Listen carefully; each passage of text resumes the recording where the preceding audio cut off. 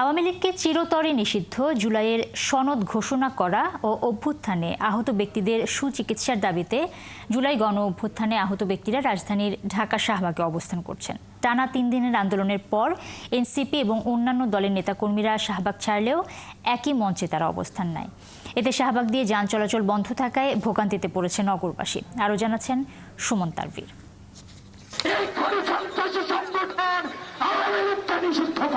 আওয়ামী লীগকে নিষিদ্ধ করার দাবিতে রাজধানীর শাহবাগে 3 দিন ধরে টানা কর্মসূচি পালন করছিলেন বিভিন্ন রাজনৈতিক দল ও সংগঠনের নেতাকর্মী সহ ছাত্র জনতা। এমন পরিস্থিতিতে শনিবার রাতে জরুরি বৈঠকে বসে অন্তর্বর্তী সরকারের উপদেষ্টা পরিষদ। আওয়ামী লীগ ও তার নেতাদের বিচার শেষ না হওয়া পর্যন্ত দলটির সব ধরনের কার্যক্রম নিষিদ্ধ করার সিদ্ধান্ত নেয় সরকার। এরপর রাত 3:30টার পর এনসিপি ও অন্যান্য দলের নেতাকর্মীরা শাহবাগ ছাড়লেও একই মঞ্চে অবস্থান নেন জুলাইয়ে আহত ও শহীদ পরিবারের সদস্যরা। শেকড় থেকে শিখরে।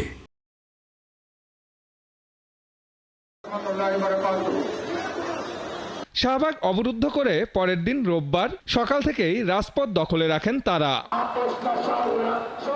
সরকারের সিদ্ধান্তে অসন্তোষ জানিয়ে আওয়ামী লীগকে চিরতরে নিষিদ্ধ করার দাবি জানান আন্দোলনকারীরা। যতক্ষণ পর্যন্ত না আমাদের জুলাই সনদ ঘোষণা হবে এবং আওয়ামী লীগকে তাদের কার্যক্রম নিষিদ্ধ করেছে, আওয়ামী লীগ সংগঠন হিসেবে যতক্ষণে তাদেরকে নিষিদ্ধ না করবে ততক্ষণে আমরা জুলাই যোদ্ধারা এই শাহবাগ ছাড়ছি না। আওয়ামী লীগকে না নিষিদ্ধ করা পর্যন্ত আমরা এই শাহবাগ ছাড়বো না। তারা একটা গণহত্যা চালায় নাই, তারা সাপ্লাই গণহত্যা চালাইছে, জুলাই গণহত্যা চালাইছে। আমাদের বিডিআর বিদ্রোহ মাধ্যমে ভারতীয় আধিপত্যবাদ বাংলার মাটিমে কায়েম করছে। দাবি আদায় না হওয়া পর্যন্ত শাহবাগে থাকার কথা জানান তারা। এ সময় সারা দেশের জুলাইয়ে আহতদের একত্রিত হওয়ারও আহ্বান জানান আন্দোলনকারীরা। বিদেশে চিকিৎসা আমাদেরকে নিতেছে না। ওই যে আমার ভাই দাঁড়িয়ে আমার এক ভাই আছে, চোখে এখনো দেখে না, বলতেছে এটা তুইলে ফেলাইতে বলতেছে। এটা যদি বিদেশে নেয় বাড়ির চোখটা কিছুটা হলে ভালো হবে। ডক্টর ইউনূস স্যারের কাছে একটা দাবি, যাদের চোখ চলে গেছে তাদের তো সবচেয়ে আলাদা, কিন্তু যাদের চোখ এখনো আছে, যাদের হাত এখনো ভালো হওয়ার সম্ভাবনা আছে, তাদেরকে অতি দ্রুত রাষ্ট্রীয়ভাবে যাতে দেশের বাইরে হোক আর দেশের ভিতরে হোক, যেখান থেকে সম্ভব যাতে তাদেরকে সুচিকিৎসা দেওয়া নিশ্চিত করা হয়। তারা 24 গণঅভ্যুত্থানে 2000 মানুষকে হত্যা করছে, বিডিআর গণহত্যা করছে, ঠিক আছে। আমাদের 22,000 ভাইদেরকে হাত পা পঙ্গু অঙ্গহানি হয়েছে।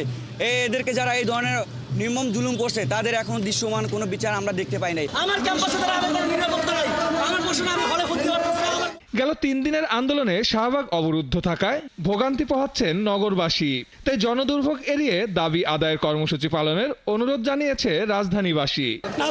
এত আন্দোলন এগুলো তো আমাদের সাধারণ মানুষের হয়রানি। তারা আন্দোলন করবে, সোহরাওয়ার্দী উদ্যান মাঠ আছে, তারা মাঠে চলে যাক, মাঠে তারা আন্দোলন করুক, কিন্তু প্রতিটা মানুষ ভোগান্তি। 4টি প্রবেশপথে ব্যারিকেড দেওয়ায় শাহবাগ দিয়ে সব ধরনের যান চলাচল বন্ধ রয়েছে। ফার্মগেট ও সায়েন্স ল্যাব সড়কের যানবাহন মৎস্য ভবন মোড় হয়ে হেয়ার রোড দিয়ে চলাচল করছে। সুমন তানভীর, 71, ঢাকা। এ বিষয়ে বিস্তারিত জানাতে আমাদের সাথে যুক্ত হচ্ছেন সহকর্মী ইশতিয়াক ইমন। ইমন, এই মুহূর্তে শাহবাগের ব্লকেটের পরিস্থিতি একটু জানতে চাচ্ছি এবং আন্দোলনকারীরা কি বলছেন, তারা কতক্ষণ এখানে থাকবেন, কিছু জানিয়েছেন কিনা সেই বিষয়ে একটু জানাবেন।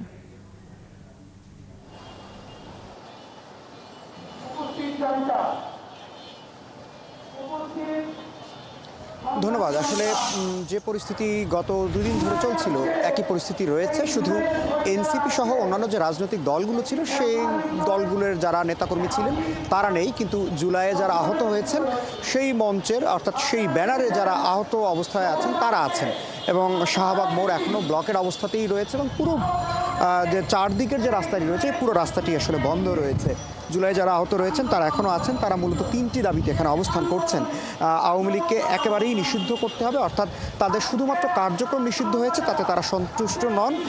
তাদের একেবারেই নির্বাচনী প্রক্রিয়া থেকে শুরু করে পুরো রাজনৈতিক কার্যক্রম যেন নিষিদ্ধ হয় সেই দাবিতে তারা অনড় আছেন। তাদের সুচিকিৎসা অর্থাৎ জুলাই আন্দোলনে যারা আহত এখানে আছেন এর বাইরেও যারা রয়েছেন তাদের সবার সুচিকিৎসা সরকারের পক্ষ থেকে নিশ্চিত করতে হবে, এই দাবি তারা করছেন।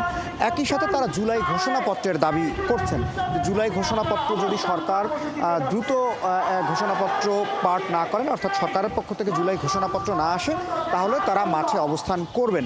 এই 3টি দাবিতেই মূলত তারা এখানে আছেন এবং এই যে ব্যারিকেডটি অর্থাৎ শাহবাগ মোড় সেখানে আজ শুক্রবার আজ রোববার সরকারি বন্ধ, বৌদ্ধ পূর্ণিমার বন্ধের কারণে যান চলাচলে খুব বেশি একটি প্রভাব পড়ছে তা নয়, কারণ বিকল্প সড়কগুলো যারা এই পথ ব্যবহার করেন তারা করছেন। কিন্তু আগামীকাল সরকারি অফিস আদালত সব কিছুই খোলা রয়েছে।